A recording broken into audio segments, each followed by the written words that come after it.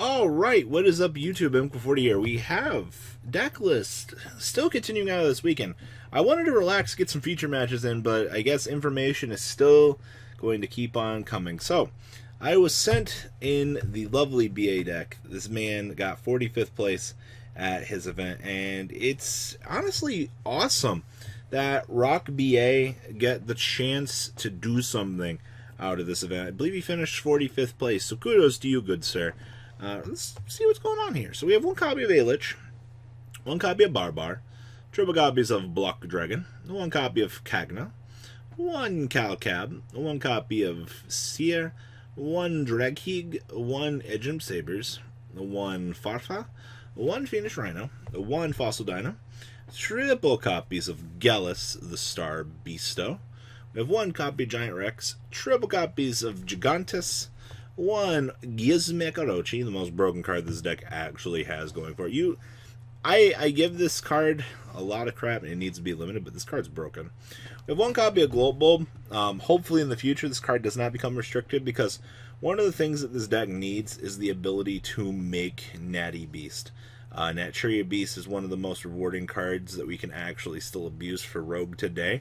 And it's extremely easy to set up Beast in this deck as an alternate win condition for you.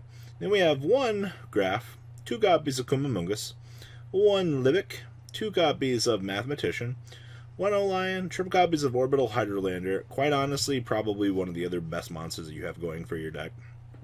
Two copies of Hat Tricker, one Psychic Tracker, one Psychic Wielder, one Scarm, one Sea Archiver, and one copy of Tour Guide, along with triple copies of Sega's Light, because you need that draw power. That raw ability to get to your resources is why your deck is good. We have one Trisbania, one Saruja, one Unicorn, one Phoenix, one IP Masquerena, one Cherubini, one Borrelsword, one Borreload. We have one Granite, because searching for Rock Friend is good. We have two Dante, one copy of Beatrice, one Abyss Dweller, one Naturia Beast, and one copy of The Pilgrim. Inside deck here we have triple Ansia, one Chaos Hunter, two Pankratops, triple copies of Vanity's Fiend. Now, we continuously see Vanity's Fiend come up, because literally any BA off a special tribute for Vanity's Fiend just floodgates your opponent out of the game, and they don't get the opportunity to play. And that's what you want to do with this deck. Also, I mean, Rock Advantage is pretty good. They have triple Twin Twister and triple copies of Evenly Matched, wrapping up this list. I will say, looking at the general construction of BA in this format, it's actually relatively interesting seeing what more we're going to be able to do with this, and general evolution of this deck going forward, because this is one of the decks that's been explored quite a lot as of recently, and it's really nice seeing more evolution, more spin on this. Now, that being said, we also had Dinosaurs. Now, the Konami blog talked about this a little bit, and I wanted to visit this because people underestimate Lost World as a card. You literally drop this on the field against Striker. Striker just honestly floods itself out. You're going to have to hard open the multi-roll to take care of this. And I can't stress enough just how many times you get stumped by this card.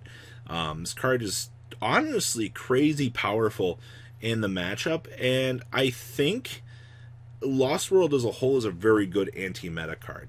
That's why this deck gets a chance to do good.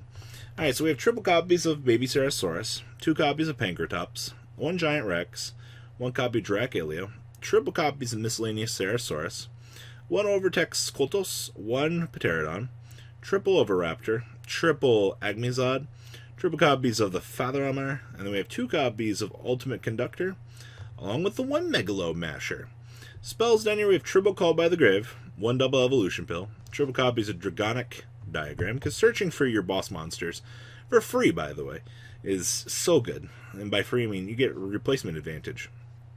Triple copies of Fossil Dig, one Lost World, two copies of Mind Control, triple copies of Pot of Extrav. The more that you've been keeping up with this format, the more you've probably seen the Extrav just moved on in to Dinosaur decks as an additional draw resource.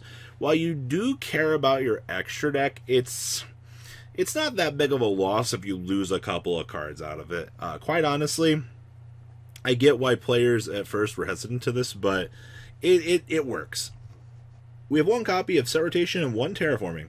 Alright, extra deck, we have one Reproticus, one Lambda, one Abermax, one Unicorn, one Phoenix, and one IP. Triple Calamity, two Logia, one Dolka, one Abyss Dweller, two copies of Trishula. Side deck here with triple Ansia, one Effect Villa, triple Nibiru, triple Hadoken, triple Evenly Matched, and two copies of Infinite Permanence. Wrapping up the Dinosaur deck actually coming out of this event, which is relatively cool. I like this. Now next up, this was a stray Mekk-Knight list that ended up doing well at its event. I saw this on Carl Antro Store and I was like, huh. I actually really wanted to talk about this because Evil Eye has been on the back burner. Obviously, like, True Draco Striker is the best variant of the deck if you're going to merge it with something. So, like, Evil Eye True Draco takes a back seat. So, any other deck that can kind of mess around with the Evil Eye engine is one worth talking about. And quite honestly, these cards are very good. This deck is literally going second anti-meta deck. And it's a really cool concept because Mekk-Knights break your board. You have fun with this. Crackdowns are amazing for countering TC boot. Like, this is literally no fun allowed the deck for your opponent. So, we have triple copies of Ash Blossom and Joy Spring, two copies of Pankratops, triple copies of Phantasme with one Gamma Seal, two copies of Blue Sky, two Indigo Eclipse, triple purple Dankfall, triple copies of Surziel, of course, spells, two copies of the field spell Evil Eye Domain, one the Evil Eye itself, two copies of Mind Control, because we want to take control of those break-a-board scenarios. One Necro Valley, two Desires, triple Extrav, and one Terraforming. Then we have triple Crackdown. This card's gaining so much popularity these days, it's insane. We have one Imperial Order, two copies of Infinite Permanence, triple Solemn Judgment, two Solemn Steerike, two TC Boo, and one copy of the World Legacy Secrets.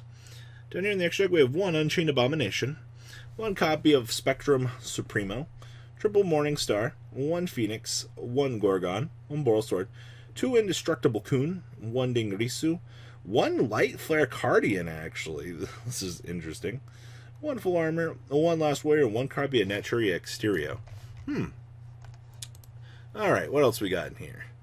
We have one Gamma Seal, two copies of Nibiru, two Called by the Grave, one Cosmic Cyclone, two Dark Ruler No More, one Necro Valley, two System Down, two Evenly Matched, and two copies of Waking the Dragon, wrapping up this list.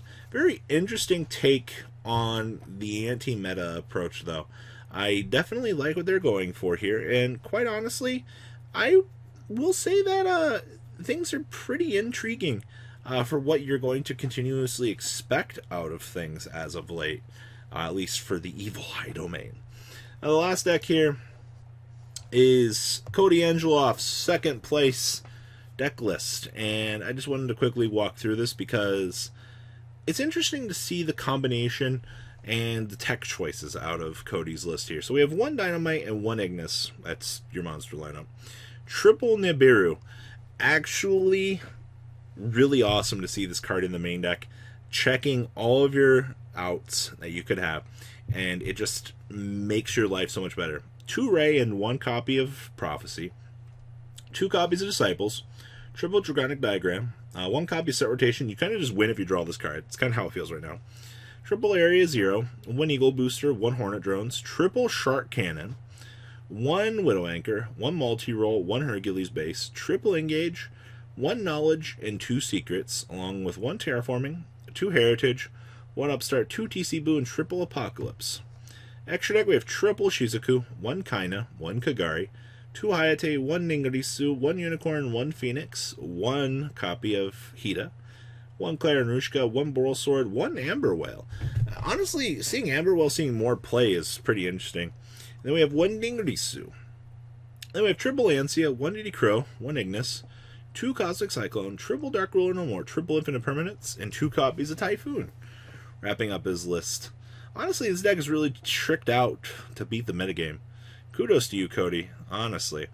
So guys, that's all we have for your chunk of deck list coming out of this weekend's events. I will say that things are shaping up to be quite interesting in the near future here.